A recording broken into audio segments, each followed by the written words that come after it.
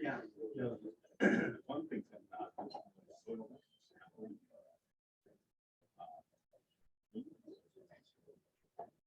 I think we're going to get started here. I think we got a lot of probably interested topics between what Rick and Randy are going to have to say from West Central Ag. I talked to Randy a few weeks ago, asked him if he'd be willing to come and talk a little bit about the markets, where we see the markets going, where they're at now, and some of that things. And then I asked him if we could get somebody. He asked Rick to come in from West Central as well to talk about the input side and where we see input prices and the future, kind of on how that's related to that. So I'm going to turn it over to both of them. So if you have any questions, you can kind of wait to the end. We are recording this. We'll send out the recording later to everybody on the email list there too. So in case there's something you want to rewatch later or somebody else that wants to watch it. I did send out the recording from yesterday's Snodgrass webinar. If you haven't watched that yet, it was really good, especially if you're into the weather thing. But he does a really excellent job of kind of explaining everything and talking about kind of the weather impacts and kind of what the forecast is going forward. He did talk a little bit about, because he worked for Nutrien, and that they said it was a million metric tons, Ron? I know you're on it. Was that what he said, that they were expanding their production on potash? They're committed to or whatever? Yeah, it was a sizable number. He said just to try to keep a somewhat of a lid, at least on that side of it. But he goes, obviously they know that won't necessarily solve all the issues, but they as a company are at least trying to ramp up more production of that to help with that. 20-some% increase over what the normal. Yep. So, all right, turn over to Randy. All right, good morning, and glad to be here with you. Rick got railroaded in with me, so we're the R&R team today. Rick and Randy show. We'll see how that goes. He was kind of complaining yesterday. There's 86 slides, and he said he only got 7. But he'll probably talk longer than I will. So, Yeah, he's got all. That was long. there's the disclaimer, right? So yeah, this COVID stuff is getting old, right? I mean, we had to go through our office over a month ago, and I mean, almost everybody got it in that run. I don't know, did you get it that run? Had it twice already. Right, so I mean, you're pretty immune. But And got the shot then, so. it should be good, right? Boosted up and everything. But I think marketing and this whole input thing under the pandemic has kind of changed the whole dynamics of the markets. And how do you guess or outguess, where this market's going to go for sure? We'll try to dive deep into a little bit of that, and then we'll take a look at the input costs for 2022. And if you do have a question, Josh says wait till the end. I say throw it out there. Well, it's relevant. If we're talking about it, let's hammer it or get to it. Inflation. That seems to be another hot topic that's out there, right? We were under extremely low inflationary times for a great long period of time. If it was 2%, that seemed to be a fairly steady number. And all of a sudden, the last report came out at 6.2%. So heavy inflationary times. Has any of you heard about the people doing inflationary hedges? That seems to be the new hot term, is an inflationary hedge. So they're saying speculators are going in and buying commodities as an inflationary hedge or a hedge against inflation. And that's caused the market to maybe make moves that are a little bit unsuspecting. We got corn at harvest or just after harvest at fairly record highs for the year, right? 550, 560 cash corn. And it's after harvest and we had this abundant crop, not here, but in most of the country, right? We had an abundant crop. I'll put this one in here for Rick. What we want to know is what is the implications of the supply of cookies, right? We want to know where that's at. Little marketing one there. Maybe this relates to some of you. I got my basis set. Guess I'm done marketing, right? Don't have to worry about it. Set it and forget it. That seems to be a thing that happens. And then all of a sudden it comes to the roll time, or that when the end of that basis contract is up, and at our elevator, it's going to automatically roll if you don't get it priced. And then pretty soon they're sitting there, well, I had a -10 basis and now it's -20. How come? So there's an misunderstanding of, okay, what happens when it does roll, and therefore whatever. So yeah, don't forget about that. We're gonna take a little memory trip or a road trip down memory lane from last year's, how it went, how did the 2021 crop year go? So we started out in February, let's go way back, when we were setting crop insurance prices. It looked like we had 458, 1187, and 653. At that time, those prices looked way better than we've seen in the near recent past, right? So we looked at better guarantees for corn, soybeans, and wheat for planting with those prices. We ended up with really good prices in the fall, 537, 1230, and 921. So they actually increased, and it increased your guarantee. So it looked like, when we started the year with those crop insurance guarantees, and last year's input prices were relatively low. What was the fertilizer price, Rick, for the 21 crop? Probably you could buy urea at 380-ish versus today at 970. So it was quite a bit lower. So it looked like, man, we're off to a great year. We got low input prices. We got good guarantees. Now all we got to do is produce the crop, right? So, and Fably stand chances of doing that. So excellent pricing opportunities and planting conditions were early. It was maybe a little bit cooler early, but it was dry. And we could get out there early and we could get this crop in early and in good shape. And a lot of us did that. Along the way, when we were planting, the price kept rolling higher.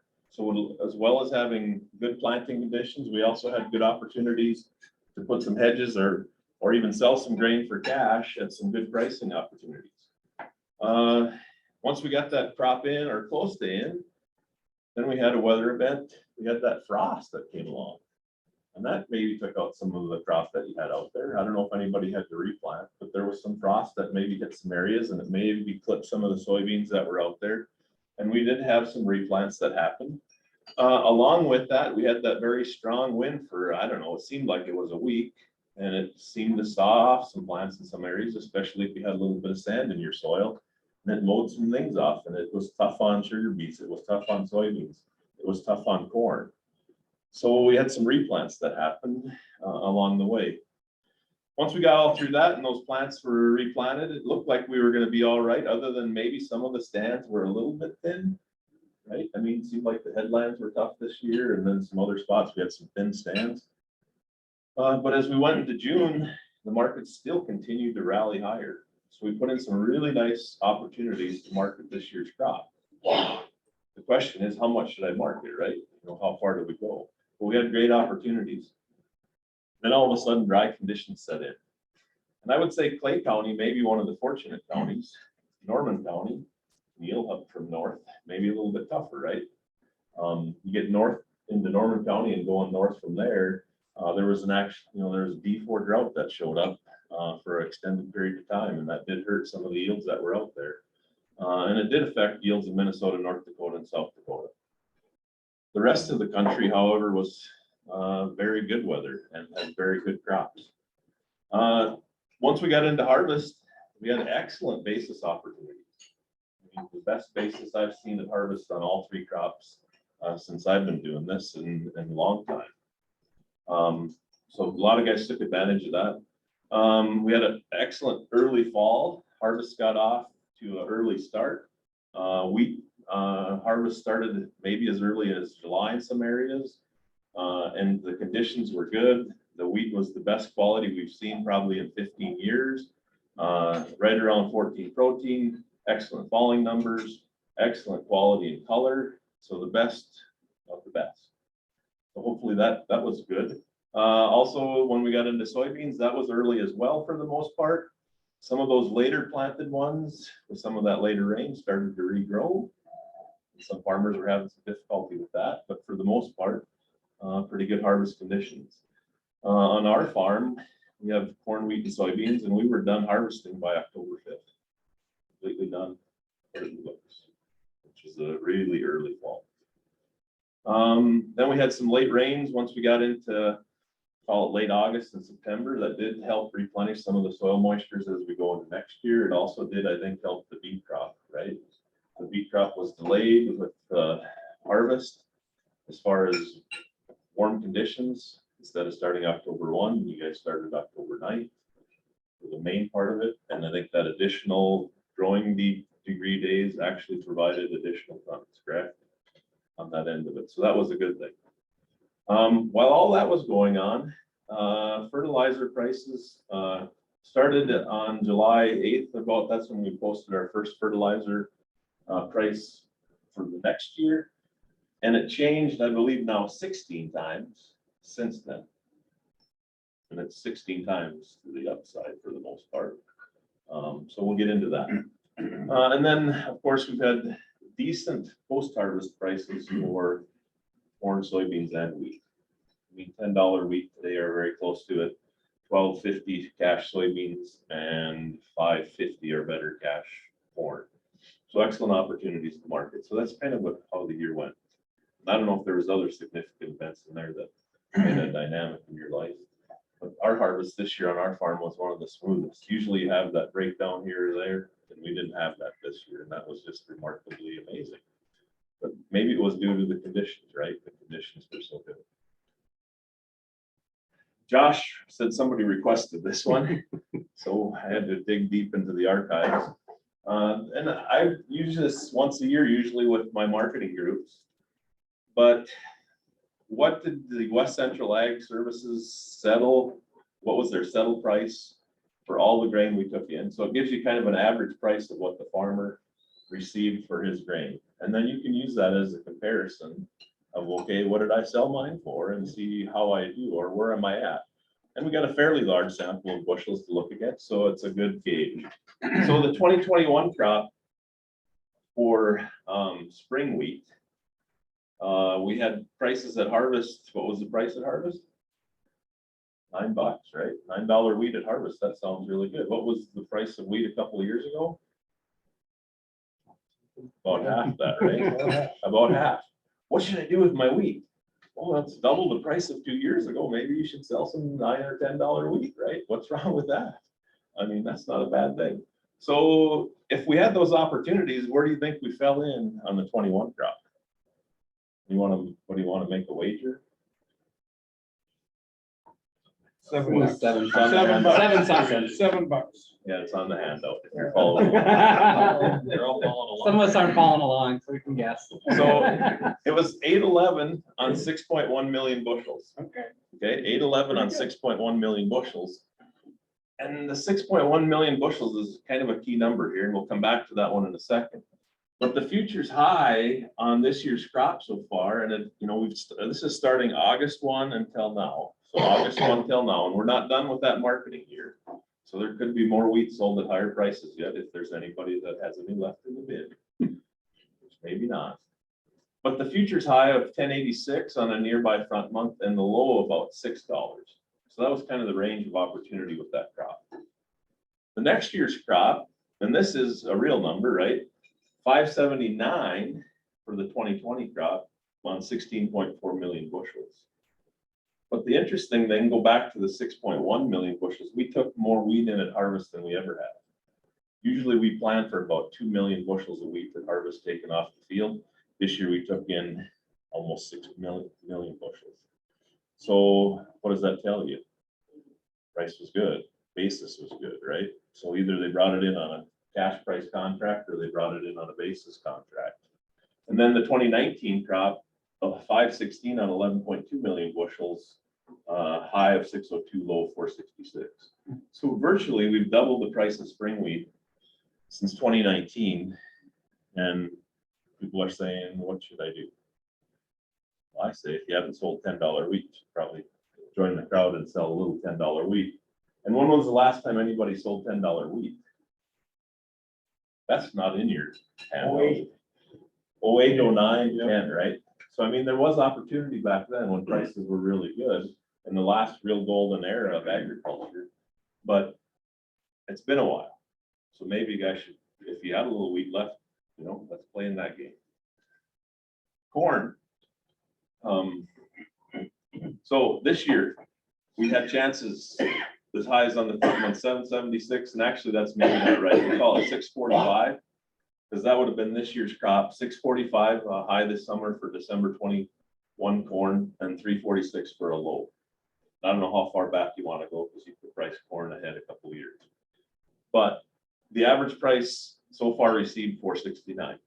So a little bit under $5. So some people went out and said with input prices low last year, if I sell 450 corn or the $5 corn, that works really good in my budget. I make some money. And they did that. There's still some corn to be marketed. So we'll see how we finish up with that. But 5.4 million bushels delivered at harvest. The 2020 crop, 307 cash. 25 million bushels, a high of 402, a low of 301.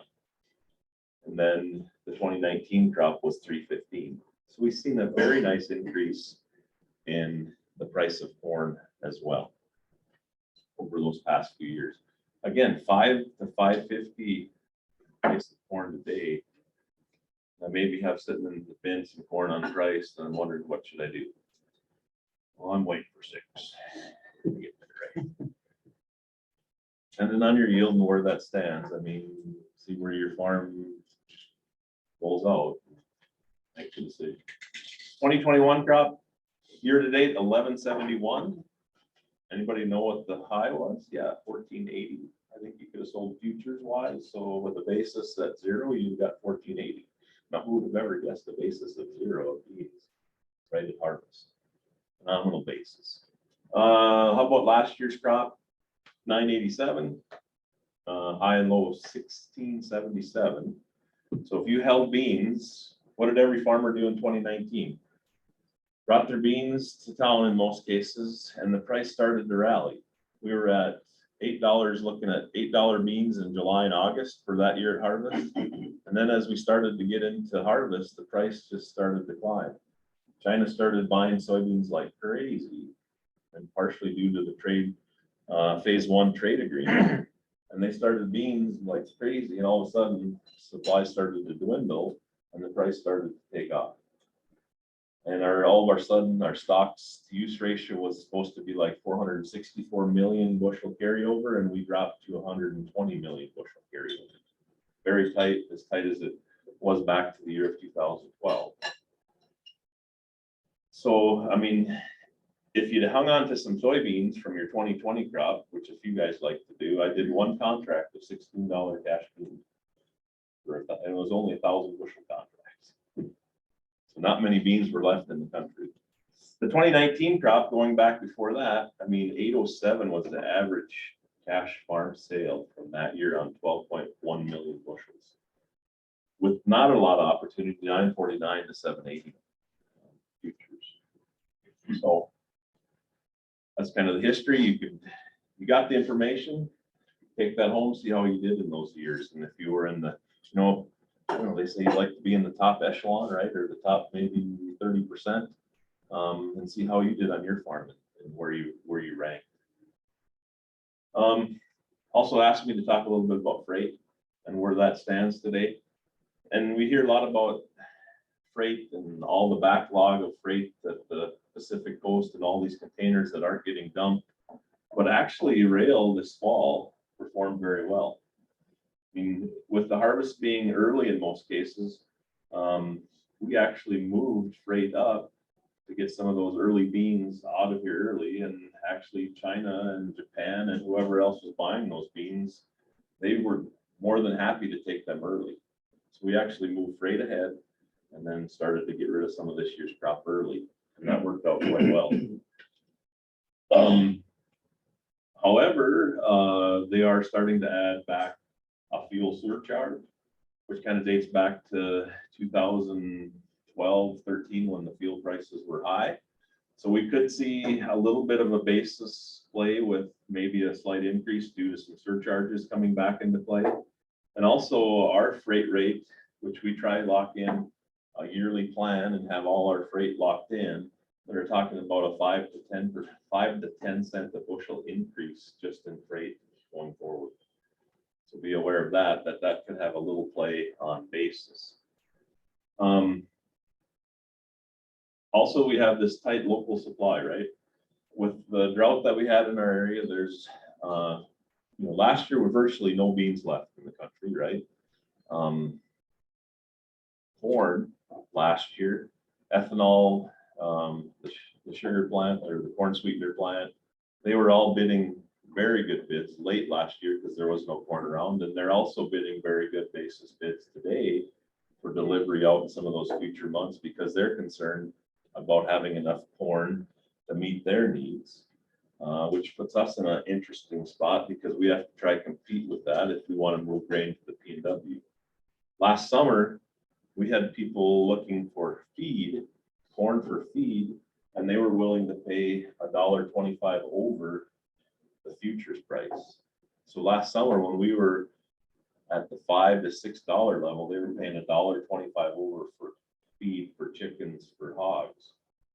Also, the Canada market was very strong, and they were paying over $2 over the futures market to buy corn.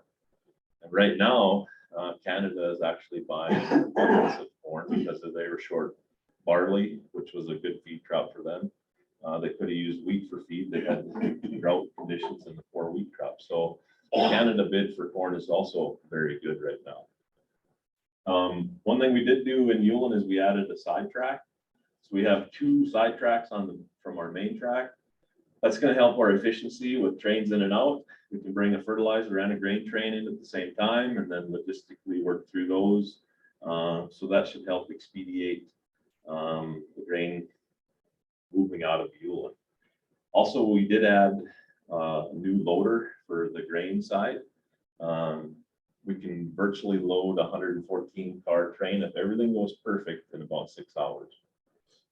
So it's a pretty fast deal and works pretty slick. I mean, when that grain goes in the car, it's like whoosh, and on to the next one. It's pretty quick. So hopefully that helps our logistics and keeps the BN happy and works with us. Basis for 2021, we had record levels again. So wheat basis at harvest, this would have been in early August, a +15 off the September, and then we were a +20 off the December. There's a fair amount of people that did bring in wheat at the +20, and it sat there for a little bit. And by the time we got to late August, we rolled to the January and posted the December and posted that +20 bid.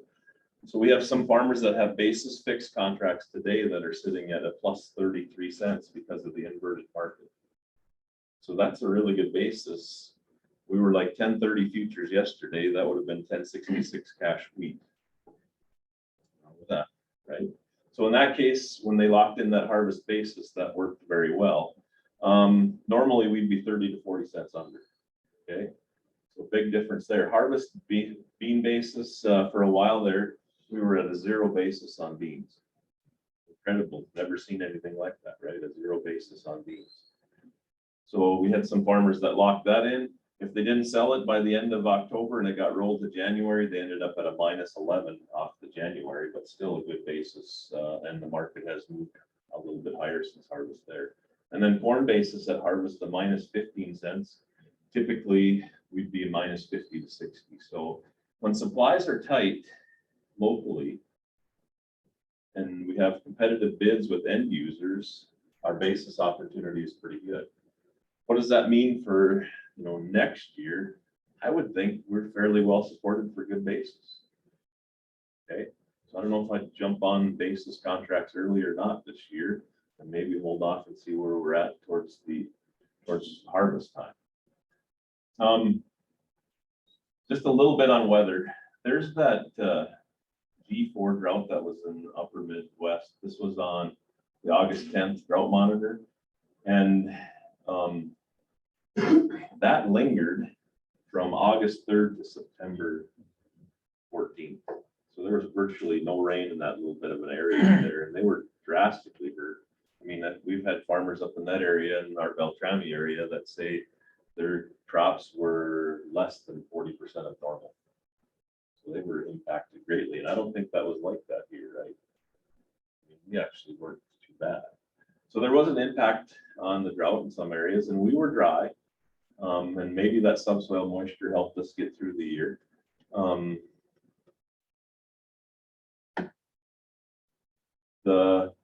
This is the updated drought map from November 16th, and you can see that some of that has at least relieved some of that As far as lingering drought through February, it looks like in Minnesota, eastern North Dakota, South Dakota, some of that drought disappears. I think there's some concern on the Western Plains that maybe next year that rolls in. Watch the Eric Snodgrass thing that Josh sent out or link, because that was really good about where we could be and how do you predict that far out, right? I mean, 21 days. 21 days, about as good as the grain marketer. We can predict about 1 day, right? He also did talk about, and maybe our concern on weather should be South America, right? 'Cause the next crop that's coming is South America's corn and soybean crop. And this is the surface moisture, and I think he had that same slide up in his presentation, but for the most part, Brazil came into this year with very dry conditions from last year. Their corn crop was hurt by drought. Their second season, Safrinha corn crop was hurt by droughty conditions. You know, they were projected to produce 112 million metric ton crop from that, and they came in at 87. So their crop from last year's corn crop was very small. This year and last year, they were very late planting because of dry conditions, okay, and that kind of lingered on. They did still end up to produce 137 million metric ton crop. This year, their projection is 144 million metric tons, record production on soybeans out of Brazil.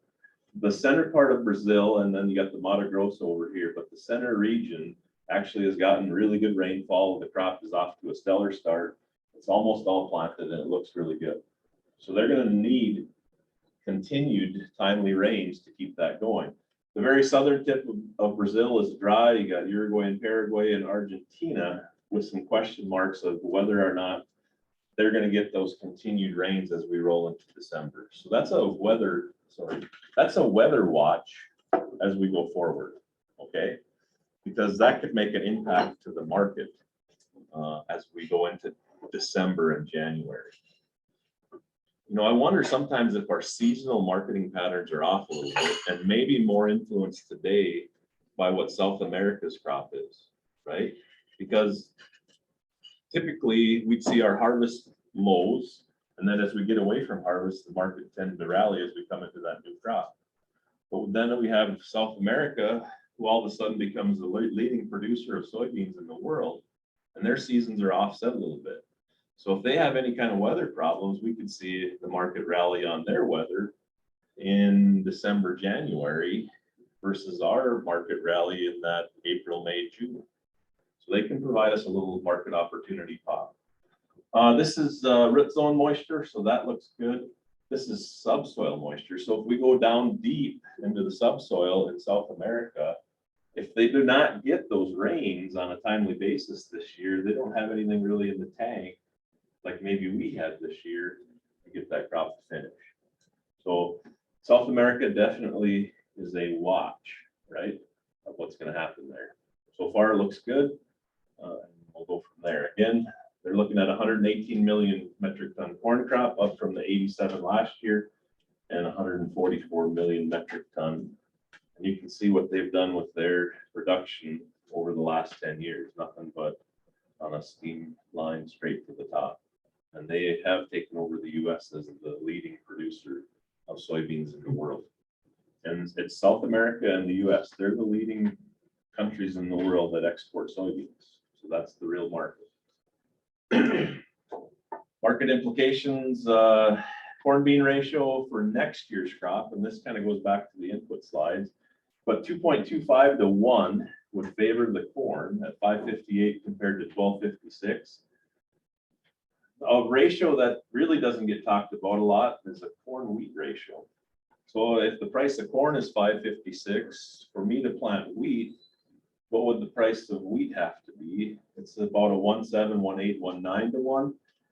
We should have a $10 futures on wheat to make it comparable on a budget. Okay. Value of the dollar at 96, not so hot for exports when that's high. That's not a record high, but we're working up there. Crude oil at 76.54, farm fuels 281. We'll talk more about fuel in the input side. The Dow is at 35,820, over 36,000. So actually the stock market doing very well. China buying corn and soybeans, and where are they at with that? this last crop report, the November report, China was thinking that the trade had the estimate on yield at 51.9 correct. They thought that yield was going to be higher, and then we'd have more of a carryout of US soybeans. So they were hanging on to see what would happen. And then in the report, that was really the only shocker in that report, is we came in at 51.2, a little less yield, and the carryouts held at 340. But China thought if that thing goes to 400 and some, we're going to come in and buy beans at a cheaper price. Well, it didn't happen. So we, in the last 10 days to 14 days, China's been in the market buying soybeans. That's caused a little bit of a recent rally in there, but it was mainly due to they got caught off guard. Now they're going to buy beans to get coverage through what? Through South America's harvest, which is coming in probably December this year into January, a little bit earlier than normal. They haven't bought as much corn as last year. Well, this is the soybeans they bought, 813 million bushels compared to last year, 1.2. So they may be a little bit down from last year on soybeans. Corn, they bought about 856 million bushels of corn last year, which is unheard of for China on the corn side. And they're down right around 300 to 400 million, but the corn program usually starts for them after January 1. So we'll see if they can meet or exceed that. How about China telling their people to stockpile basic staples? Like go into the stores, buy up all your rice, flour, everything you need. Everybody hear about that? Does that make you suspicious of what's going on there? I mean, I took heed, so I went to Menards and got my 11% off toilet paper before November 24th, because it was still on sale. That rebate ends up. So I stocked up because, man, I'm not going to be short of toilet paper, right? We won't go there. But I'm wondering what's going on. What's the aspirations of telling the people maybe they won't be able to buy goods? Maybe they want to go out and say, hey, Taiwan, we're going to look at taking you over. You know, they have aspirations of making Taiwan a part of their republic. And then was that a little play? Biden and him were hugging virtually the other day. I don't know how that hug went. Let's see. I don't know where that's at. That's kind of an underlying black swan. That's something. I mean, what if China jumps into Taiwan and they were flying jets over? And what if they do? Then what does the market do? Tariffs and shut the thing off, embargoes. I don't know. Something to watch. Ethanol usage has been on an incline, right? The country's back moving. I think people are saying, pandemic or not, we're not going to be isolated, sit in the house. We're going to move ethanol at a profitable level. Crush is at a record level almost as well for soybeans. So the local demand for corn and soybeans is excellent, okay, in the US. So record levels, and also a strong soybean oil demand. So we'll see where that goes at the end of the day. We're worried about inflation, interest rates. We got a couple bankers here. Interest rates relatively stable to all-time lows, right? With the new Powell yesterday being named the Fed Reserve, does that make any difference? When do we expect interest rates to go up when we have inflation at 6.2%? Will they hold that in check or not? I don't know. Your guess is as good as mine. Right. I noticed that 5-year note and 15 basis points in the last week, 2 weeks, but that could fluctuate straight back down. That goes up and down pretty. Right. So, I mean, it's a good opportunity. Let's say we have some big old land debt out there that we had loans on a few years back and it's at a higher interest rate. Great opportunity to maybe consolidate some of that into a cheaper interest rate, right? Or even some equipment loans if they're at a higher rate. Maybe we could consolidate that into a cheaper level. So I think it's about demand of the US crop, and then it's about South American weather. And I've always talked about kind of a paradigm of prices of where we've been. And my old paradigm, if we go back a couple of years, if corn got to 4, if wheat got to 6, and if beans got to 10, those were futures levels that we should be maybe paying attention and maybe taking some action. Well, has that shifted the last couple of years? I mean, are we at 5, 8, and 12 now as a new paradigm? Will we stay there? I don't know. I mean, you tell me, I wish I knew that answer. My crystal ball is a little cloudy on that one. Here's the consumer price index. How we doing on time? Good. Rick's got a talk. I love going at the end. How much time you want Rick to talk? That's all on you. Well, I know, but I don't About 2 want, minutes. I can ramble on about markets forever, so. Well, we don't. And the input side is an important side. We're gonna do a quick review of wheat, corn, and soybeans, and then we'll turn it over to Rick. So we went from a billion bushel carryout in wheat a couple of years ago to a 583 billion bushel carryout on wheat. So the wheat numbers are down pretty drastically. Our acres have dropped continually. The acres for wheat on next year are expected to be a little bit higher as we go forward. Our stocks to use ratio and maybe, people are saying, man, where's this wheat market going, right? 2007 and 8, remember that year? The wheat, what did wheat prices do in 2007 and 8? They skyrocketed to the moon, right? $25 futures on wheat. Well, I'm going to hold out for that. No, I don't think so, right? Because in 2007 and 8, this was the US supply of wheat, about 13% stocks to use. Today we're at 29%. We got double the wheat out there in the US. We have a tight spring wheat market, yes. We have a tight supply of spring wheat. We're at 127 million bushels, which is a relatively low number compared to a normal of about 290 to 300 million bushels of carryover of spring wheat. So we have a tight stock. Even in 2017, when we had the flash drought in North Dakota, we were at 122 million or 21%, and the price only rallied to 1068 that year. No, 868 that year, 868. So if we look at world supply, also back in 2007-8, the world supply was 120 million metric tons. Today, we're at about 275 million metric tons. So the world has more wheat today than it did in 2007 and 8. So I'm kind of putting the disclaimer out there that maybe world supply numbers doesn't lead us for this wheat market to climb to $20, right? One interesting thing though is, who do you think holds most of this wheat reserve? China. And what's China going to do with that? They'll hold it and use it, right? Or they'll let it fall apart. So if they have the most of that wheat reserve, the rest of the world, exportable wheat, our numbers are actually fairly low for exportable wheat in the world. So there's maybe a little chance that this thing could rally higher, right? Some countries that had wheat issues, Russia, United States, Europe, and Canada. So there was possible problems with production in those areas. Let's go to, I want to go to this chart. 2000, this is the 2008 wheat chart, okay?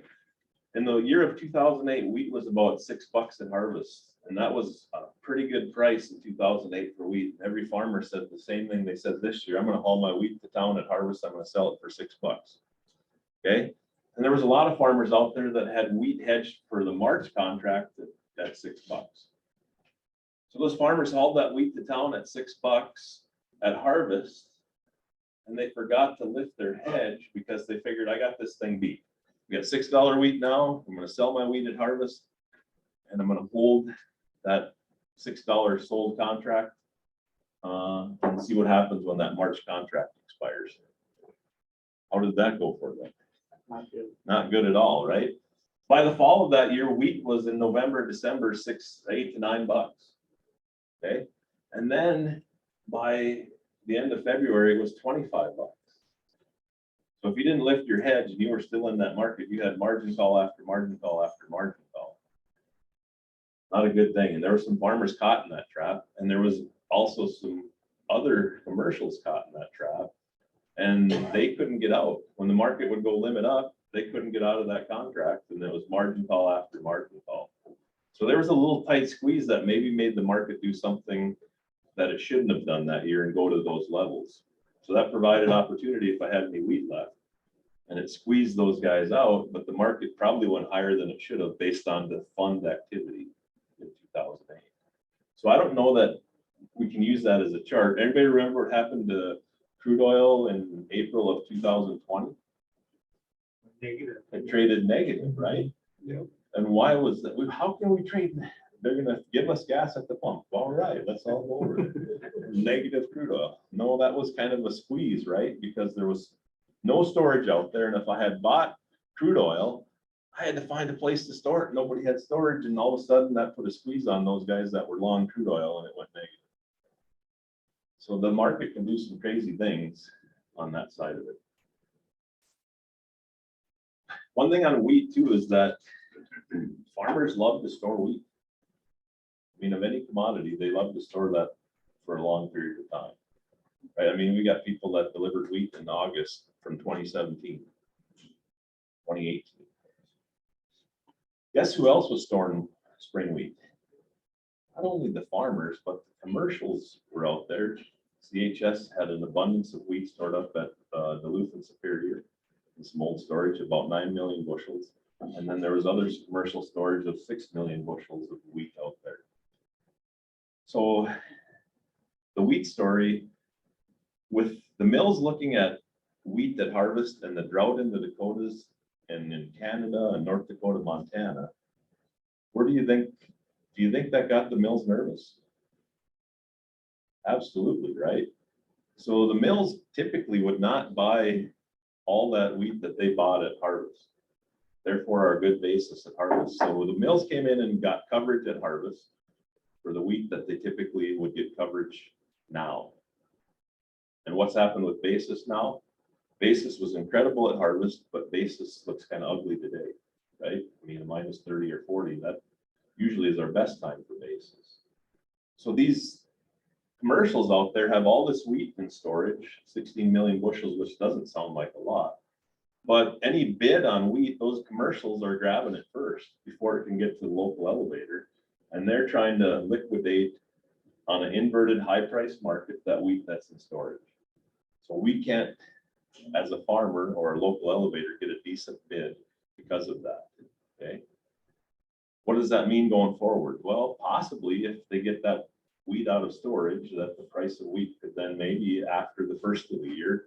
And I'll reference this chart because once we got the Januaries, where maybe we see a little bit of perk. And I'm not saying 20 bucks, but maybe we could see 50, 60 cents in the wheat market going forward. But I'd say pick a target and put an order in because this thing has been extremely volatile, okay? So pick an order, a cash price or a futures price that you want, have it laying out there for that leftover wheat and then get it sold that way. There's the high for 22. There's the high for September of 22 new crop, 935 yesterday. I'm gonna leave wheat alone. We're gonna roll on. Otherwise Rick's gonna only have 1 minute.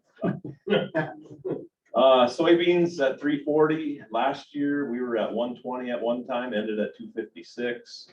Our supplies are not super short on this kind of stocks to use ratio. We're at 340. Actually, the futures price on a historical stocks to use ratio should be a lot less. So the price of beans actually higher than it should be. World numbers definitely not like we were in 10, 11, and 12 when we hit those high prices. China's the big buyer of soybeans. Here's that front month continuation, 1677.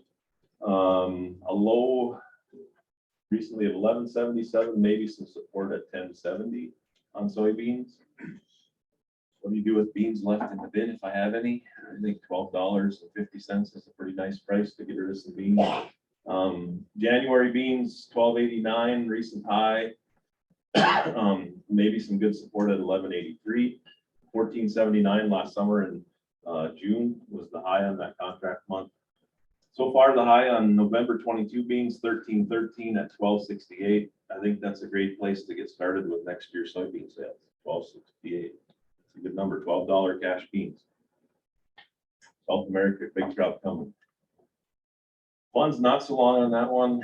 Ethanol has been very good and ethanol profitable levels, by the way, at $1.40 margin a gallon. This is showing Canada's export sales off the charts compared to the past years, the lack of feed in Canada.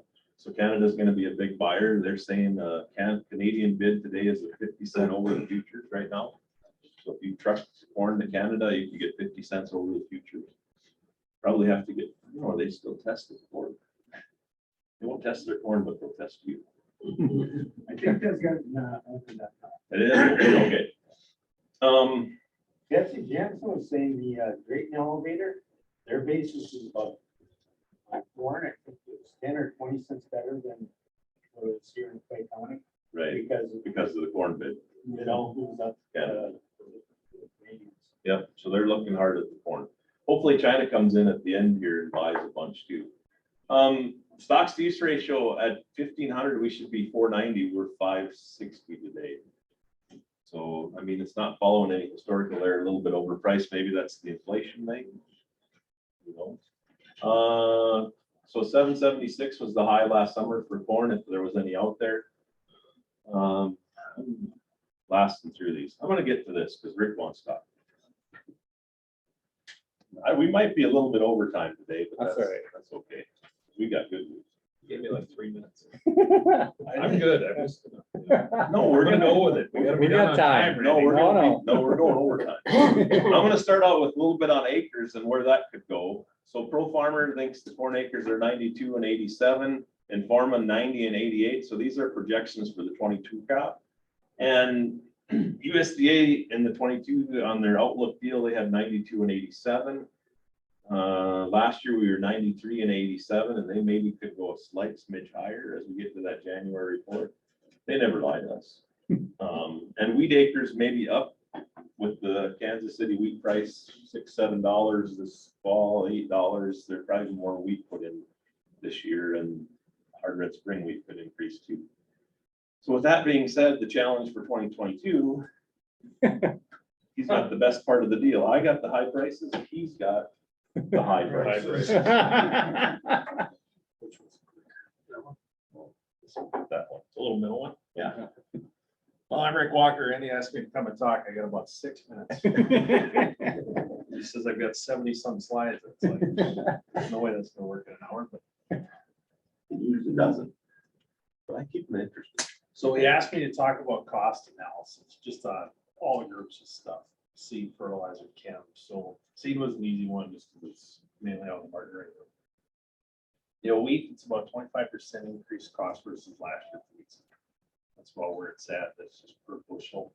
That's where it shook out with everything with the price of the wheat. Yeah, and we came out with a price sheet yesterday and it's 15, 95 on some of the right? variety stuff. You know, and that's about relative versus last year. That's what it costs about 25%. That's based on the market price. I think that's going to fluctuate greatly as you go through the year, depending on where that market goes. Market goes higher, it'll probably follow it up. Soybeans in general, it's about 1 to 5% over last year. That one kind of surprised me. I thought it would be more than that. You know, I think they're trying to get some of the acres and buy some, and that's where they ended up. Corn, mostly flat, up about $10 a bag. Unless it's older stuff, that stuff's down. The newer stuff is some of the stuff that's up a little bit more. A lot of it's pretty flat. You know, and that's basically to try to stay in that market too, with some that's happening in some of the other sites. They just basically stay flat on corn. So seed in general, the big one, wheat's up. Out of the whole group. Okay, so they asked me to talk about fertilizer. So I had to pick a point in time. So I just picked today, and then I went a year ago. How much is this stuff up? So if you bought through the middle, you're somewhere in the middle of it. So if you bought last December, urea today is about 2.7 times more. That's where it's at. MAP, about 1.8 times more. Potash, 2.26. AMS, 1.6. 28%, about 2.5 times right now. If you can find product. There isn't even open market bid for 28.1 in the spring right now. You can't go up by it. There is no offer. 1034.0 is in about the similar position. It's about 1.8 times more than last year. And that product is getting very difficult to find too. So in general, fertilizer is up quite a bit. Randy's got a nice budget sheet. I'm not sure if he threw it in later in here. So I just took last year's cost and I took his blends. Went out and bought it last December to fertilize that wheat crop with that blend, about $80. He came in and bought today about $184 for that same blend. They took pretty standard corn blend, same deal, about $110 versus $247. It took where they're adding 28 to some of those corn blends later in the year, be it a Y drop, be it 2x2 on the planter, however they put it on. 129 to 278.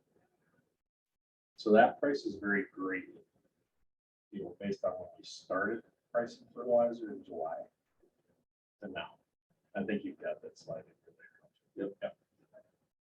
Soybeans, I don't know if people put fertilizer on soybeans. It's, some people do, some people don't. I just put it like they did, with just a pretty standard blend that we see. $36 last year versus 68. So in general, fertilizer is up a lot. If you took last year December versus right now. Thankfully, a lot of fertilizer was bought in that July time frame, August, September. So there's people that are layered in on a percentage of their crop all the way through. And there is quite a bit left to buy. So that leaves a lot of uncertainty in the market right now, because what are people going to plant? I mean, depending on the area where we travel, which is fairly large, we'll go from areas where they're traditional corn people, and they're still going to plant some corn. I mean, it shows you sheet that it still works out at these numbers. And we go to areas further west, they're just, the talk right now is we're going to plant all soybeans. You know, that's what they're saying. We're just going to do all soybeans. We're not going to deal with this. Because there wasn't as much fertilizer bought when you moved west of North Dakota as there was here. And I think it's just mainly based on they're more traditional foreign marketers here. It's just, there's a wide array of crops out there that are grown. There's just a lot of uncertainty. Rick, your drive storage inventory full, more to come in, Yeah, hard to get. we've got trains coming in right now. We'll be pretty full by the end of December. Yeah. Some of it is bigger than our. You know, depending on what it is, phosphate for a brief period of time was almost impossible. It switched from a MAP market to almost a DAP market. There just wasn't MAP available. And 34O is following a similar path right now. 20% is nearly impossible for like a spring to a summer bid right now. They're just not releasing prices right now. They're sold out through the spring market. You know, basically what that tells you. They sold every ton they wanted to sell. So what's causing this? One of the big things on the nitrogen end is global demand. So if you look at a world market, which, you know, Randy talked about South America with soybeans, fertilizer is real similar. The world market's about $80 to $100 more a ton right now on nitrogen. So what does that mean? Basically, they'll make more money shipping in other places in the world right now than we'll ship here. And that's where the market sits right now. A lot of that's being caused by war. China shutting down all exports, pushed this market higher.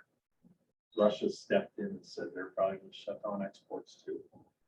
So they're major fertilizer suppliers to different parts of the world. When they start shutting everything off, it puts a bottleneck in the industry. Ocean freight played a huge level on that, and natural gas prices spiked overseas. So peaked at about $34 a million metric versus $5 here.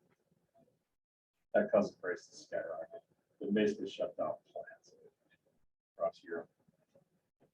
India, over the course of the last 2 months, been trying to procure large blocks of product. So they've been trying to come in and buy large chunks of nitrogen, and basically haven't been able to fill any one of the offers. They fill parts of them, but we keep coming in and trying to buy them. And that's to produce their crop.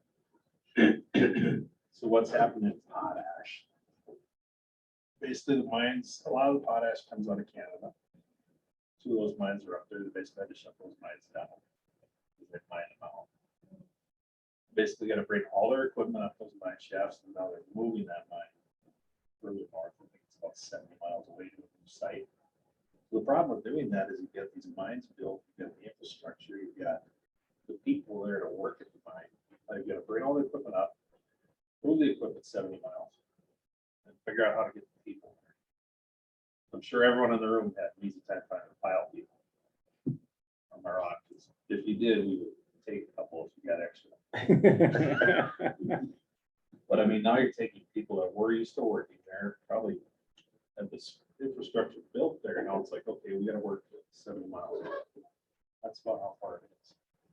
That's causing some problems. This one's a pretty big one, the countervailing duty cases. Has everyone heard of that or read about it or? Okay, so that's happening on phosphate and UAN. Those are cases regulated by the Department of Commerce. They basically impose tariffs on imported goods. The phosphate's a big one. You've seen what's happened with the price. So basically saying that the domestic producers feel they're being treated unfairly on the imported goods. So there's a lot of phosphate mine in Idaho, Florida. So they basically got this to go through on phosphate last year. They put a huge tariff on product coming out of Russia, Morocco.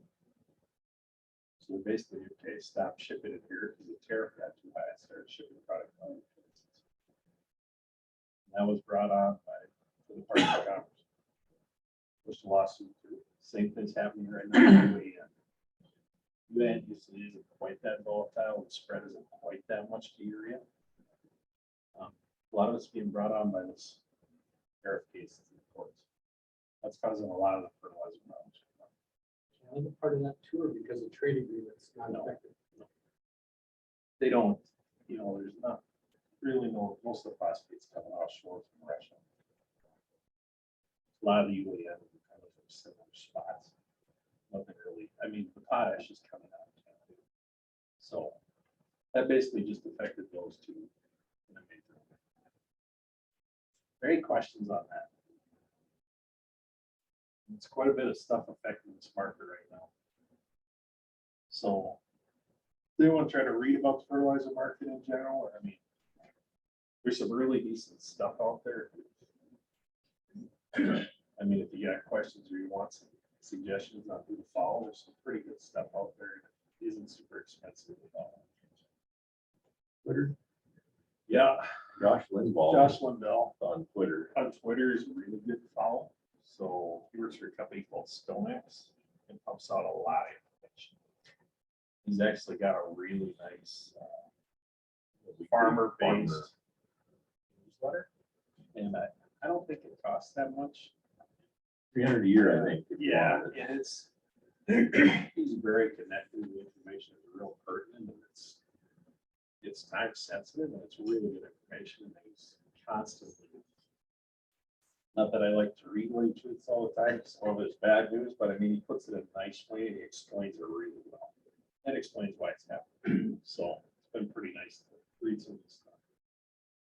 So the last one, chemicals, 22 versus 21. I just put 4 of them up there, just about 4. The top 2 are the big 2, I think. I'll have to say about 3 times the cost versus last year right now. So what caused some of that plant shutdown in Louisiana due to Hurricane Ida? That was a big problem. I think they produce over 50% of the tech for the whole world. So I mean, that's Bear's plant. Used to be what's that plant? So they produce over 50% of it. So they produce tech for all sorts of people. So that plant was down for an extended period of time. So with anything, when you're running a plant like that, it's on a 7-day-a-week, 24-hour-a-day type schedule, and this is how much we produce, and you've got scheduled times for shutdowns to do repairs, but when you have to shut down for multiple weeks, can do over a month and not get to full production for quite a bit over a month, mainly due to electricity down there, to try to get power to houses. You don't get enough electricity to run the plant. the problem. They're up running at about 25% capacity. When you start losing that many days, you can't make that up. It just doesn't work. And overall, there's a global supply shortage. Some of that was caused by China shutting down. They stopped importing, stopped exporting stuff, and basically shut down. They produce for everyone. Second one is glufosinate. Everyone know what that is? Basically, your take a trade name product to be like a lizard. About 2 to 3 times cost versus last year. So there was a fire last year in a large plant, UPL plant, that caused quite a bit of delay in manufactured product. There's basically about 3 people that make product in the world right now. They'd be the second biggest one. There's a smaller source coming out of China. And then BASF's got the last chunk. A month ago, there was a plant explosion where a huge manufacturer of tech for glufosinate. You didn't see a lot about that. You know, that happened and that drove the price higher. And tech material in general is extremely short. Right now, you're seeing tech material basically get. So they've been loading a lot of tech material on the call, and you know, let's just say, for example, Randy bought it at X price. They might call a month when they have the tech material and say, okay, I know that we agreed on this price. This is what I think is working out. Would you like it? If not, someone else is going to take it. That's happening right now. They've declared force majeure on quite a bit. Clethodim is another one, just a grass killer, about 2 times cost versus last year. The total core is a pretty big one. The product is extremely tight. That would be important to, I figure, a fair amount of people in the room that grow sugar beets, because it's the main ingredient in fuel. Just used on a lot of acres around here. But 1.5 times cost versus last year. What's the major contributing factors? Your overall shortage of technical materials required for production. There's just not enough of the raw materials that are going into a lot of these products. Right? So what's caused some of that? Electricity shortage in China's caused a fair amount of electricity to run any stuff for producing. Large increase in ocean. About 5 to 10 times over storage. So ocean freight in general was about 3,000 to 4,000 for a container. It peaks somewhere around 24,000 per container. That puts a lot of price pressure on stuff. Last one, Randy talked about it, COVID-19. There's just a lack of work. And that's going to take some time. I mean, we struggled with it. I'm sure everyone in the room has struggled to find people. I mean, there's just not people out there right now. That's putting a lot of pressure. It takes a lot of time to recover from something. So what does it all mean? So product supply is tight on numerous products. Everyone hears about glyphosate, glufosinate. It gets upwards of probably 75, 80 products. It's just stuff you usually don't hear about. Stuff I never thought I'd hear about. Atrazine is extremely short. Atrazine was just the product you showed up. It's been around forever. 2,4-D is extremely short. That doesn't really impact the list because it's pushing most of that production on the list right now. But like an LV4, LV6 used for burn down out west, extremely short. It's stuff everyone buys the long week ago. I mean, it's extremely tight. Costs in general up about 25% versus last year currently. That's a rough estimate. Just some of that stuff is up quite a bit more, but it isn't a huge percentage depending on what you're doing in that budget. It's about a 25% increase right now. I think in general, you've got to have more than one plan. I don't think it's a good idea just to have one because I think there's going to be product shortages that pop up in this market. It's probably going to be a good idea to maybe have, if we can't get plan A, maybe we should have, you know, this would be our secondary plan, just to have a different option. I would strongly suggest using a pre-merge product. I only say this due to, there's been a reliance on glyphosate in this region.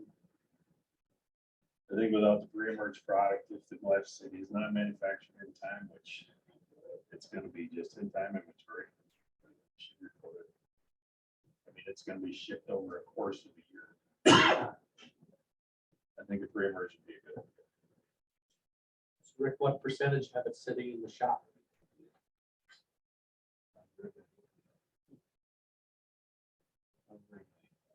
A lot of it got used up last year. Based on. I don't know, everywhere I've been, I don't think on a percentage basis, there's not a lot of product out there. Well, it was cheap and there wasn't a concern. No, I know. The only one that was really tough last year at the end was Liberty, right? Yeah. I mean, that was tight last year, but everything else pretty abundant, and we're so used to just walking in the door and loading the truck.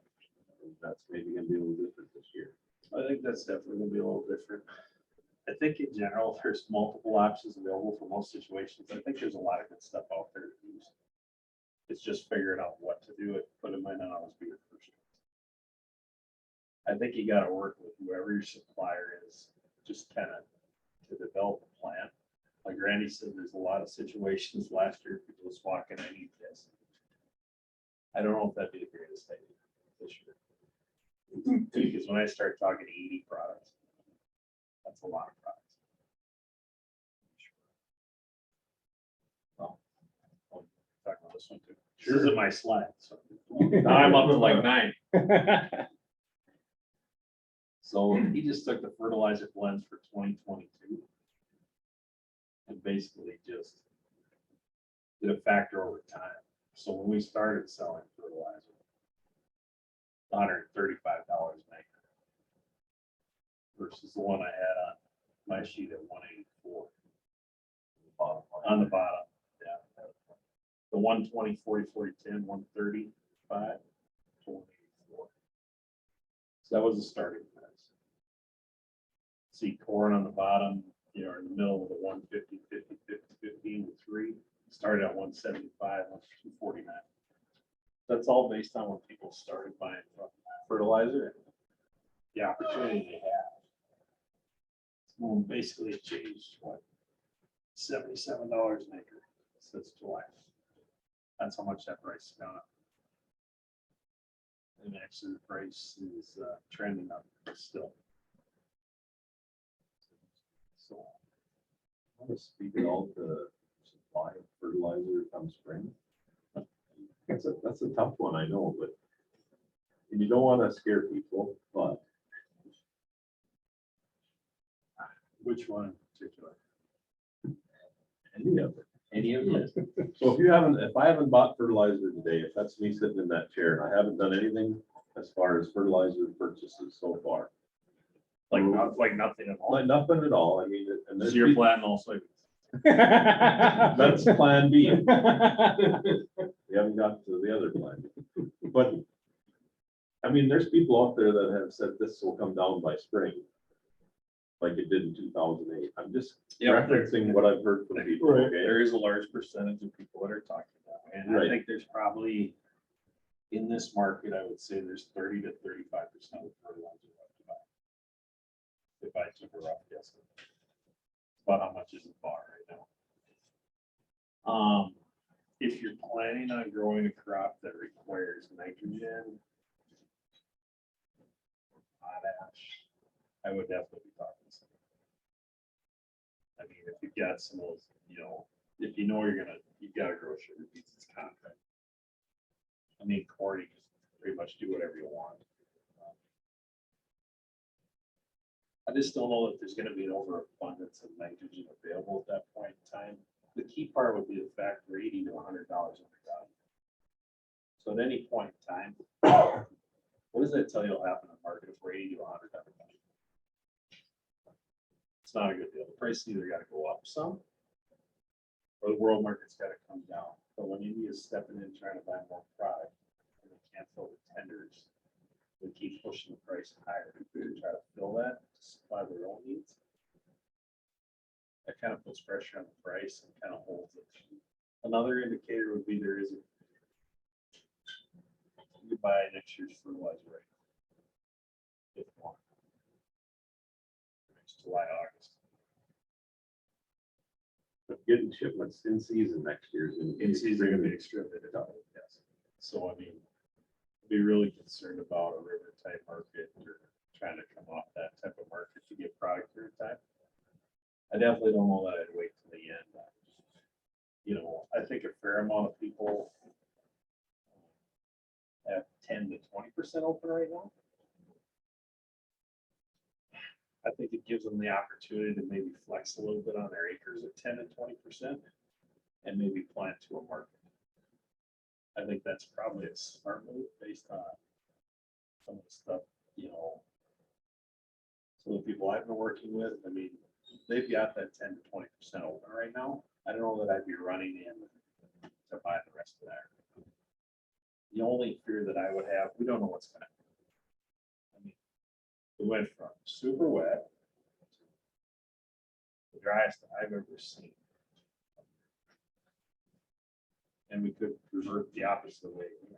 So, I mean, from here where I saw more PP than I ever thought I'd see in this area. The year was basically that. So I mean, the year can change so drastically. That's why if it's 10 to 15% open. Are you saying that most of the people put on their nitrogen when they're this fall?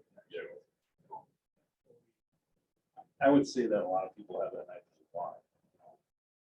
Yeah, they're probably, in general, if I took the whole gamut, I would say it's 65%. Most block. So our typical sales at West Central Ag, I think we're about 65 to 70% sold on fertilizer for next year, For the whole year. for the year. Yeah, so I mean, We did about, how many tons this fall? 28,000 tons. yeah, or just shy of 30,000. A lot of P and K applications and some guys did put urea down. Like, yeah, I would. That's where I come with the 30 to 35% left to buy. So you don't see it.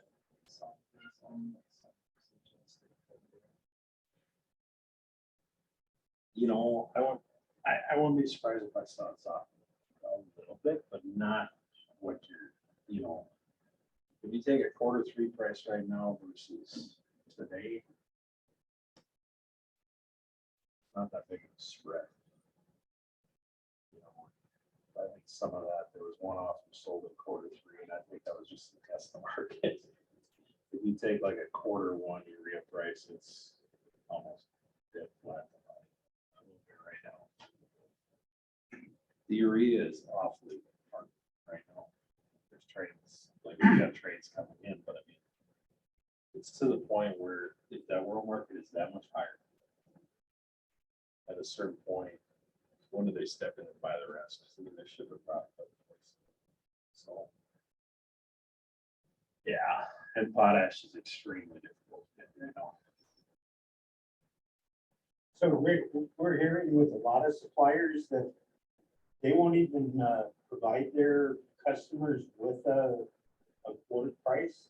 They're just saying, well, fertilizer or a lot of products. Oh, like fertilizer? Yeah, Yeah, fertilizer would be cool, right?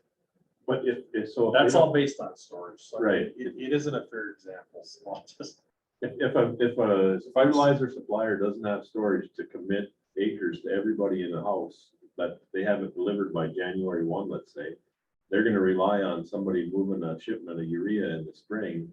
They can't guarantee that. right, So how do you quote a price? that's tougher. I mean, they've almost got to cover themselves to a certain extent because they could be horribly wrong.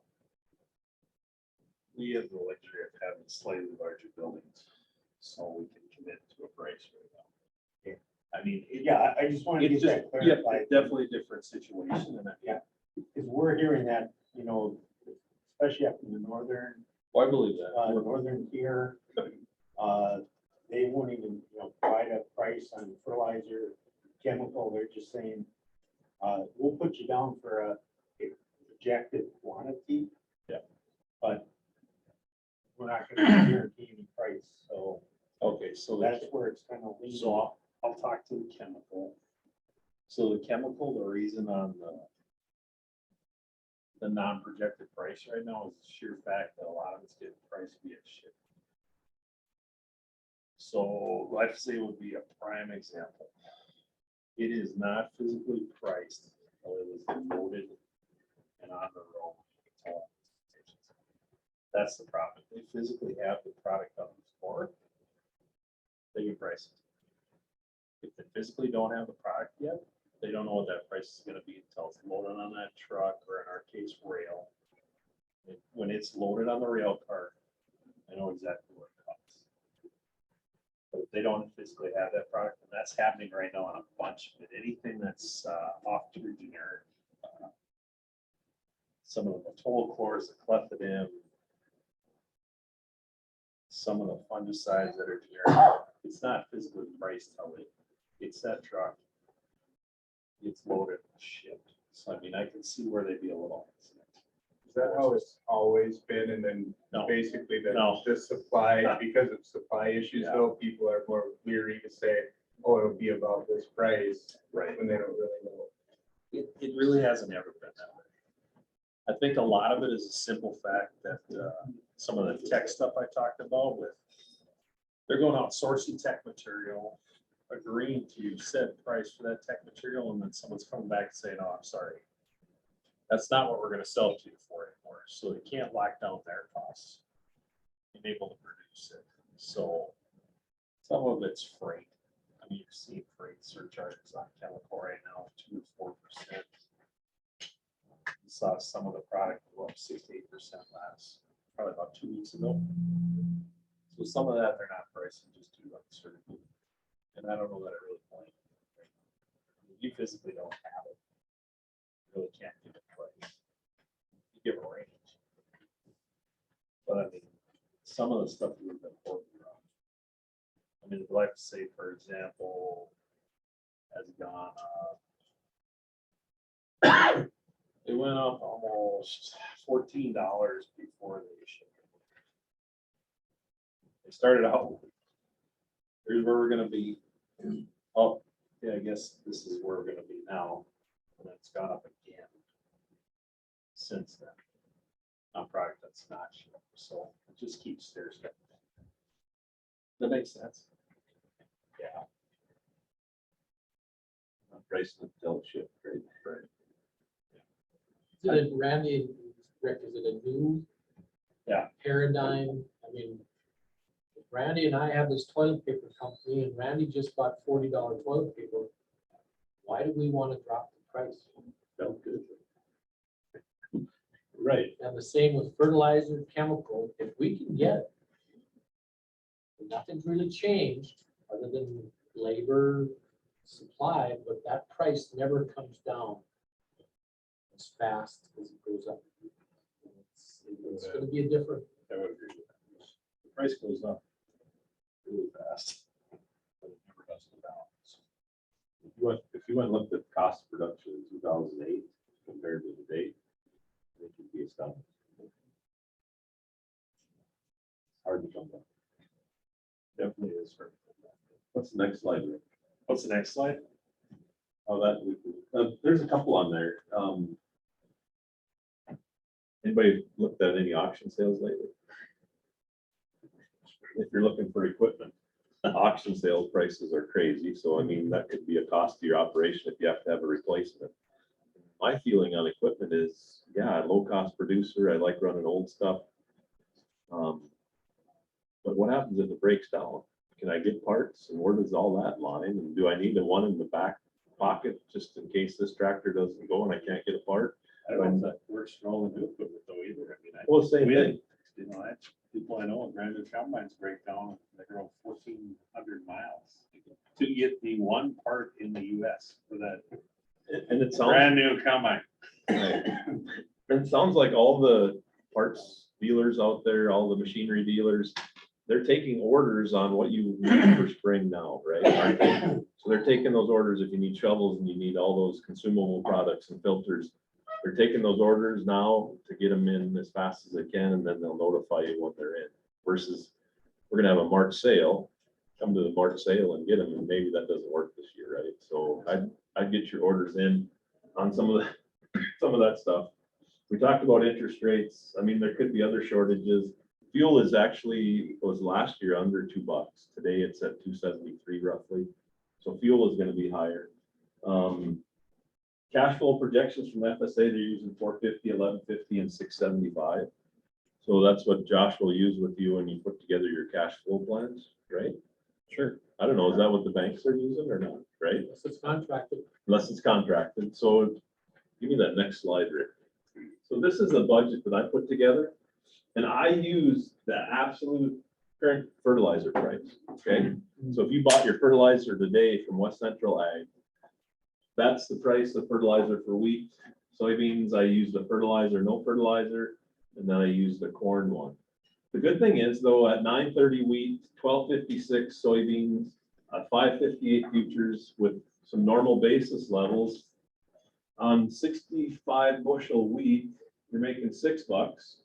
On 40 bushel beans, you're making $6. On 170 bushel corn, you're making $93. So you put a budget together, you're not losing money. Maybe you bought some fertilizer earlier, so your costs are $70 lower or $50 lower. But everybody's plan this year is going to be way different from one guy to the next. I think that's going to be the challenge, right? Because where did you buy your inputs at? Where are you sitting with that? And normally that cash flow from farmer to farmer doesn't fluctuate that great, but this year it could fluctuate greatly. And know where your numbers are, I think, is the key fact. Because maybe I'm cheaper than 579 on wheat, 476 on soybeans, and 770 on corn this year. Those are some pretty big numbers for overall total cost. Then I, like the weather guy said, I can't predict that very far beyond how many days, 21 days. 21 at the most. Right, Even that is so, a and lot. who knows what weather's gonna be, but eventually we'll have a guarantee on price in February.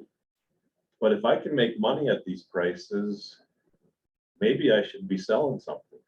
I go out and spend $100,000 on my corn fertilizer. Should I just wait till spring and see what happens? What could the market be? But I'd hate to have buy that fertilizer and have the corn price be $4, right? But if I bought 100,000 and I sold 20,000 at $5, that covers that cost. So if you're out there making that input cost, maybe you should also make a sale to offset at least that input cost that's at the high. If it works in a budget, if you're making that plan, I think maybe that's what a guy should be doing. So I'm not opposed to getting some crops priced against these purchases, and maybe it needs to be 20, 30, maybe even 50%. I don't know if people want to go beyond that, but, and they could it be higher by spring? Sure it could, I don't know. But I want to manage the risk to some degree, right? Somehow we got to manage that risk. You're gonna be working on them. The bankers are gonna be looking at them. Let's see that. I gotta take the power back. It's broke. I know. He knows, I mean, I'm very impressed by that discussion we had. I know, but that's, I think, an important discussion because there's some things in there that I maybe didn't realize about how the supply chain works. And for last year's crop, now this is my data for my farm. I'm 81% sold on my corn. I got all my beans gone. I got a little bit of wheat left. So I cleaned up last year, but the good thing is we made $100 an acre. I mean, we haven't seen $100 return on the farm in a long time, at least on my farm. Okay. So we've got a lot of sales for next year. I am 32, 35. And my wheat thing is I sold a contractor wheat thinking I was going to have more acres, and it's at a crappy $8 price. Right? But it looked good at the time. Felt good at the time. But I'm going to lessen my wheat acres in my plan B, and I'm going to raise more corn acres. Because that margin on corn looks way better for me than it does on that wheat budget. So we're scrapping our wheat acres, and then we're raising more corn, and then a small amount of beans. And so I have an acre plan. I bought my fertilizer. I know where I'm at, but I've also made sales against that. When I bought my fertilizer early, the price of corn was at $5 futures. So I locked in some of that stuff. That's not the right number there, but it was, that cash price would be right, 480 cash. So like 530 futures roughly. But that price, as the fertilizer price has gone higher on both corn and wheat, when the fertilizer price has gone higher, so has the corn and wheat price for December 22 and September 22. So the market actually has kind of followed the fertilizer price higher, providing an opportunity to at least break even. Now, if you get a few bonus bushels above 65 or 170, then all of a sudden, maybe you put some profit in your pocket. But you still gotta, I think, at some point, manage the risk on that end of it. WHIP plus, anybody heard anything about that? If you were in a D4 drought area, there's a possibility that they could pay you 92 to 94 or 95% of your guarantee. So if you had a slight crop failure on some ground, you could get a possible payment. I've written all three legislators on the Minnesota side here, both senators and our representative, asking them about that over a week ago. I haven't heard one word back. I'm not sure where that falls, but I know the people in Norman County and north, it would benefit them greatly because of their crop problems. One other thing though, if you buy the fertilizer and seed and corn or chemical from West Central Ag, we do have a pretty good dividend structure. So I got to put a little plug in for the company. But I mean, 5% off $1,000, 5% dividend on $1,000 urea is how much? That's $50. $50 back in dividend. We have a really good payback on dividend structure, by the way. And we've paid dividends as long as I can ever remember. So very good dividend structure. Plus it puts a little money in your pocket at retirement for a lot of guys. Some guys are very long time. So tips, I'm working on becoming a better conversationalist. Okay. So lesson 10, ask people questions that give you the opportunity to talk about themselves. What's that? Yeah, what's wrong with you?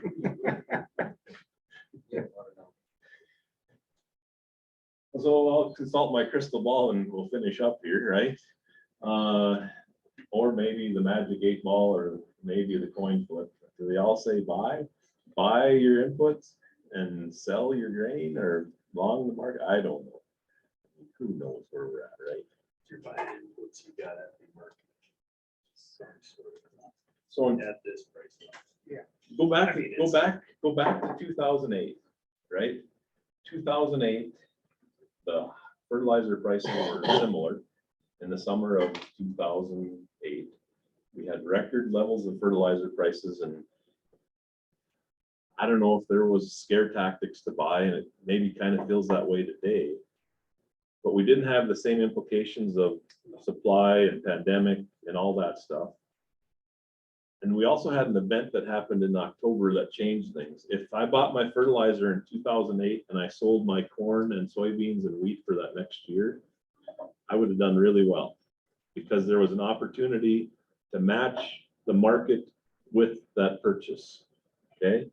The housing market crashed in the fall of 2008, and that changed the whole dynamics of the economy. And things changed by spring. And you could have bought cheaper fertilizer, but the market was low. Okay. So if I bought that high input and I didn't protect it with a good price, I had a low price in the spring, but I also could have bought my fertilizer low. So if I'm out there buying that fertilizer today, I should really protect that sale or that purchase with a sale. That means we quit. He said so, but so, I mean, I think there's a lot of things that are going to work and happen going forward, and there's going to be a lot of dynamics and market implications. I mean, we're on the grain train together here, and we're not going to hug because it's a pandemic. But I mean, if you want advice, Rick can give you a card. I have a card. I have a weekly or a every couple of weeks I do a marketing thing, and we meet live at West Central, but I record it.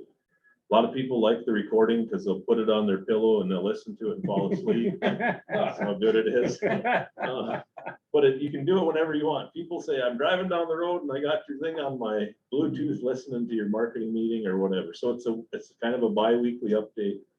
So if you want to be in that list, I can include you on the email list. I'll send you the links. That's all free and, it's just as good as the information is. So if you want that, let me know. If you got other questions about marketing, about products, let us know. We're here to help. So, anybody have any final questions? I apologize for Rick going long. And I didn't get through my slides. I told you yesterday, 70 seemed a bit aggressive. Well, he says an hour and I said, "Gee, it's not gonna work." But thanks for staying anyway.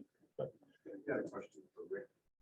In the bigger picture, do you see any potential for domestic consumption of urea? Yeah, I think I can do something to that. It's been pushed back a couple times, just trying to figure out. I think definitely something this year. I don't know.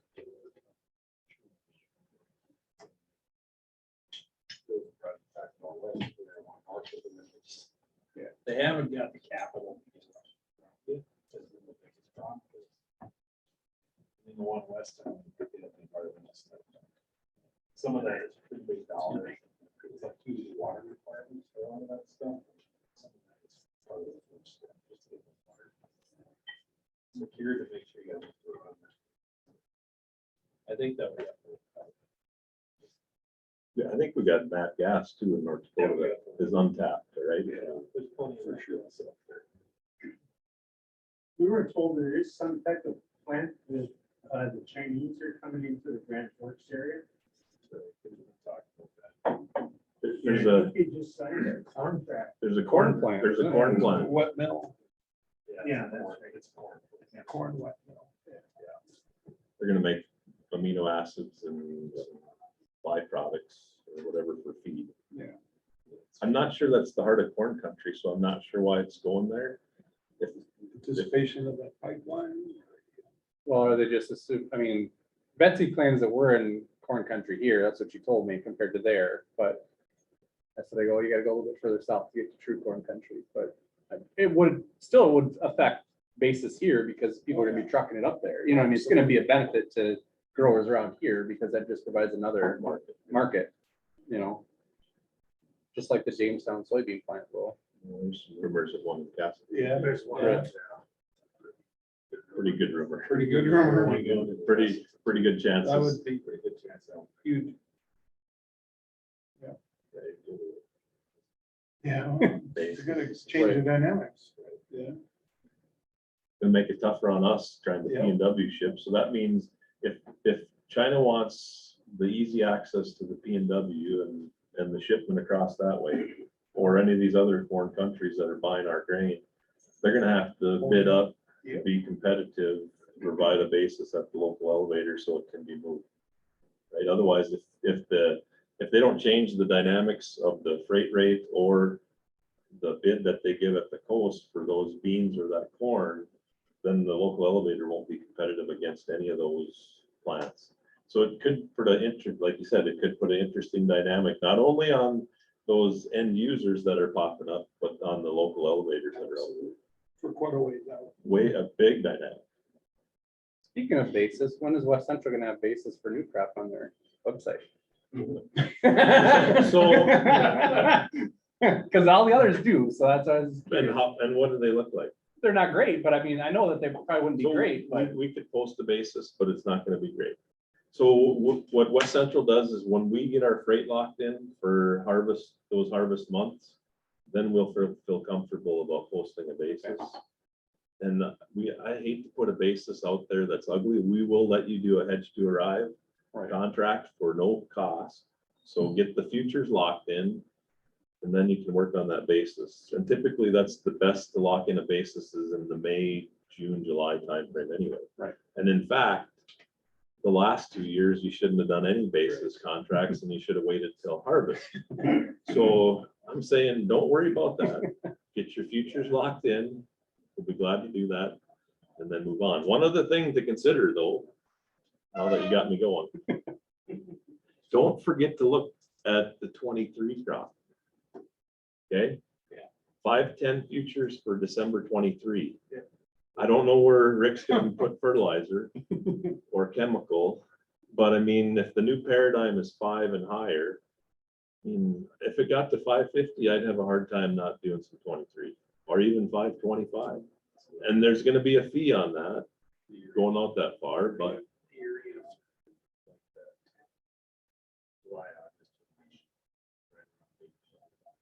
for next year.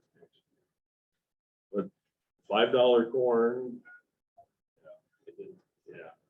And there's some things you can do with that futures for December, roll it and store it, whatever, and play with that, but I mean, you know, how long did the corn prices stay high, or I mean, it doesn't last long, we're back down on the other edge of it, so. I'd be paying attention to those, even the November 23 bean contract, those are all, I'm looking at both those prices as I'm pricing out this year's crop. So, the bad part is the input side on the 23 crop. All right, now we're done. Thank you very much. Appreciate it.